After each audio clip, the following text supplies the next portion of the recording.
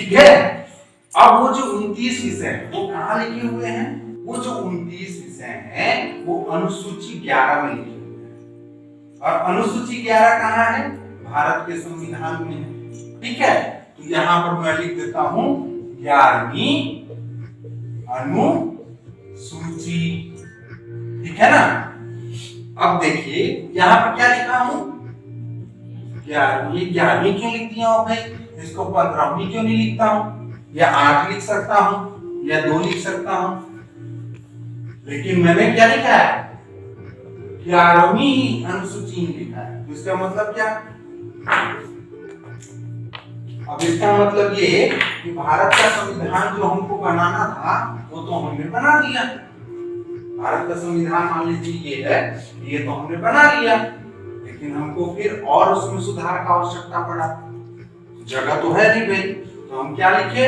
अनुसूची 1 बनाए और उसके पीछे चिपका दिए। ये अनुसूची 1 हो गया और अनुसूची 1 में ये फलाना विषय पे। फिर दोबारा जरूरत पड़ा तो फिर बनाए, फिर बोले अनुसूची 2। फिर कुछ जरूरत पड़ा तो फिर बना, उसको क्या बोले? अनुसूची 3। फिर फिर फिर फिर फिर फिर फिर 11 अनुसूची। तो अब आप लोग समझ गए कि 11वीं अनुसूची 11वीं बार जब संविधान में जोड़ा गया पंचायत एवं ग्रामीण विकास मतलब पंचायत स्थानीय स्वशासन में, तो उसमें 29 विषयों का जिक्र है। ठीक है, तो अब वो 29 विषय है क्या? जी, 29 विषयों पर पंचायत को काम करना है। वो 29 विषय है क्या? ऊपर में हेडिंग में लिखा हुआ है पंचायत राज अधिनियम में उल्लेखित 11वीं अनुसूची के 29 विषयों की सूची। ठीक है, कृषि, भूमि विकास, लघु सिंचाई, पशुपालन, मत्स्य उद्योग, सामाजिक वनोद्योग, लघु वनोत्पाद, लघु उद्योग, अधिग्राम उद्योग, ग्रामीण आवासन, पेयजल, ईंधन और चारा, सड़क, पुलिया, ग्रामीण विद्युतीकरण, गैर परंपरागत ऊर्जा स्रोत। इस प्रकार से 29 विषय हैं। अब आप लोग समझ जाइए कि आप लोग क्या हैं? क्या बोला मैं आप लोग को? सरकार। सरकार का काम क्या है? योजना बनाना। आप लोग कितने विषय की योजना बनाएंगे? 29। और 29 विषय कहाँ है? आपके हाथ में है। अब आप लोग जब सूक्ष्मता से देखेंगे तो ये जो 29 विषय हैं ये किसी न किसी विभाग के अंतर्गत आते हैं। जैसे पहला कृषि, जिसके अंतर्गत कृषि विस्तार है, तो कृषि विभाग काम करता है आपका। शिक्षा विभाग काम करता है, स्वास्थ्य विभाग काम करता है, बिजली विभाग काम करता है, पीएचई काम करता है, वन विभाग काम करता है ना, मत्स्य पालन काम करता है, वेटनरी डिपार्टमेंट काम करता है, पंचायत में काम करता है ना, ये सब। वो सब के सब विभाग जो ग्राम पंचायत के अंतर्गत कार्य करते हैं उन सब के आप लोग कर्ता धर्ता है अगर पंचायत राज में।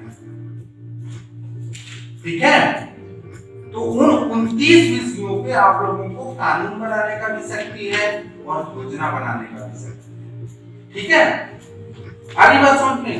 अब जैसे आप लोगों को योजना बनाना है तो कोई एक एग्जांपल बताइए। मान लीजिए कृषि पर आप लोगों को योजना बनाना है, तो कैसे बनाएंगे? कृषि पर अगर आपको योजना बनाना है या पेयजल पे बनाना है, कैसे बना सकते हैं? अब एक एग्जांपल से हम लोग समझने का प्रयास करते हैं। मान लीजिए हमारे अभी प्रधानमंत्री कौन है? जोर से बोलिए, आप लोग कुछ बोलते ही नहीं है, लग रहा है खाना नहीं खाए आप लोग। खाना 1:30 बजे मिलेगा यहाँ को? हाँ, तो 1:30 बजे तक आप लोगों को उठना पड़ेगा। तो बची कुछ शक्ति लगा करके थोड़ा मेरे प्रश्नों का जवाब आप लोग दीजिए 1:30 बजे। ठीक है ना? तो हम लोग कहाँ चर्चा कर रहे थे?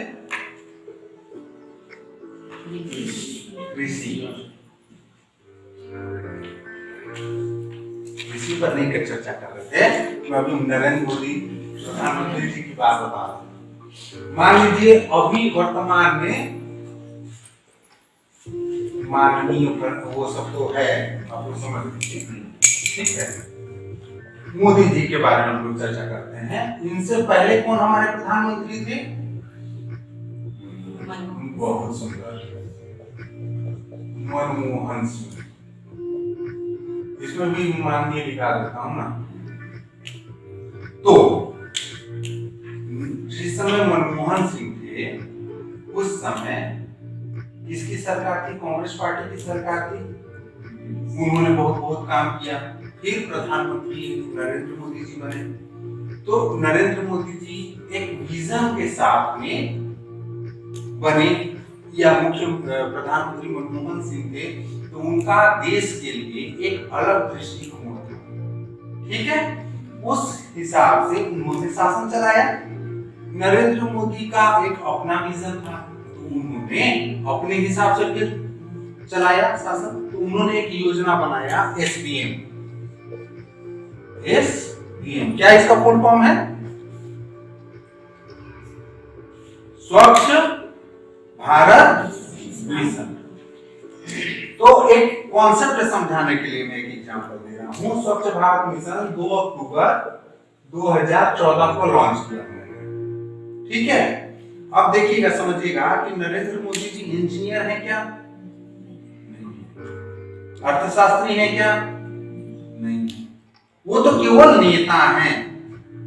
नेता है ना वो, जैसे आप लोग भी नेता हो। तो वो नेता है, लेकिन उनके पास एक अपना विजन था कि मेरे देश के सभी लोगों को मैं कुछ हो चाहे ना हो स्वच्छ तो बनाऊंगा, सब लोगों को शौचालय की सुविधा मुझे देना है। अब वो तो इंजीनियर है नहीं ना, तो उनको जानकारी नहीं है। तो वो अपने निज सचिव को बोले होंगे कि सुन भाई इधर आ, ऐसा कुछ व्यवस्था कर कि पूरे देश के सभी लोगों के लिए शौचालय की व्यवस्था हो जाए, ठीक है ना। तो उनका निज सचिव जो होगा वो क्या किया होगा? पीएचई डिपार्टमेंट के हेड को बुलाया होगा, इंजीनियर को, बड़े से बड़ा इंजीनियर को बोला होगा कि सुन भैया पूरे देश में शौचालय बनाना है। तो कैसा शौचालय होगा कि सस्ता भी पड़े, सबसे अच्छा भी पड़े। जैसे शौचालय तो कई प्रकार से बनता है ना, जैसे सेप्टिक टैंक वाला बनता है, एक सोना खाद वाला बनता है, 2 गड्ढा वाला बनता है, एक तो ऐसे खुले में ही उसको बहा देते हैं पानी को।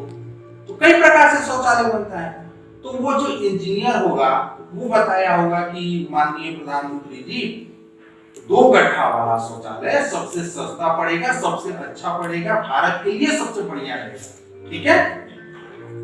अब फाइनल हो गया कि शौचालय वही वाला बनेगा। अब पूरे देश में कितने लोगों के लिए जरूरत पड़ेगा? तो उसके लिए जनसंख्या विभाग से नीचे है, इतना खर्चा होगा। तो एक शौचालय में 12,000 गुना पूरा जनसंख्या बराबर उतना अमाउंट चाहिए होगा एसबीएम के लिए। फिर कितने दिनों तक बनेगा? कितने दिन में कंप्लीट हो जाएगा? पूरे देश में अगर शौचालय बनाना होगा तो कुल कितने दिन लगेंगे? उसका भी एक डाटा रखा होगा। शौचालय बनवाएगा कौन?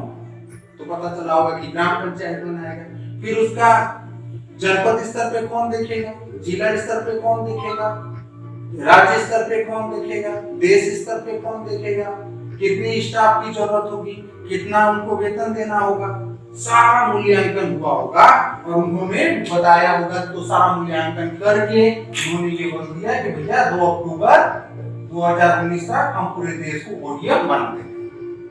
पूरा इतना एक्सरसाइज हुआ होगा ना, उसके लिए निश्चित अमाउंट फिक्स किया गया होगा, रखा गया होगा।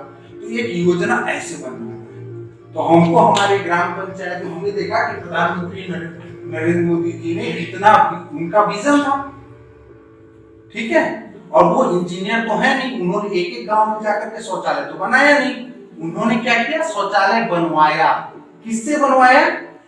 शासकीय कर्मचारियों से बनवाया, है ना, ठीक है। उनका केवल विजन था। तो जैसे आप लोग नेता हैं तो आप लोगों का एक विजन होना चाहिए, एक दृष्टिकोण होना चाहिए आपके ग्राम पंचायत के लिए, आपके जनपद क्षेत्र के लिए, जिला के लिए। और काम करवाएंगे आप किससे करवाएंगे? शासकीय कर्मचारियों से। ऐसा योजना बना करके, समझ रहे हैं। अब नरेंद्र मोदी से पहले मान लीजिए डॉक्टर मनमोहन सिंह प्रधानमंत्री थे, तो उस समय जो सरकारी मशीनरी है, जो सरकारी पूरा तंत्र है, वो किसके मार्गदर्शन में काम कर रहा था? मनमोहन सिंह के मार्गदर्शन में। अब प्रधानमंत्री नरेंद्र मोदी है, तो अब किसके मार्गदर्शन में काम कर रहा है पूरा सरकारी तंत्र? नरेंद्र मोदी के, है ना।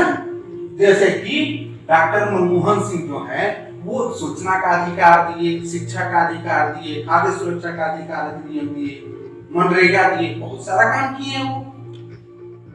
माननीय प्रधानमंत्री अभी वर्तमान में जो है वो भी बहुत सारा काम कर रहे हैं देश स्तर पे, है ना। उसी प्रकार से राज्य स्तर की बात करें तो भूपेश बघेल बहुत सारा काम कर रहे हैं। उनसे पहले रमन सिंह बहुत सारे तरीके का काम किए अपने अपने विजन से, ठीक है। तो आप यदि ग्राम पंचायत के सरपंच हैं, आप यदि बीडीसी हैं, आप यदि डीडीसी हैं, तो आपका भी तो एक विजन होना चाहिए ना, ठीक है। तो आप लोगों का क्या विजन?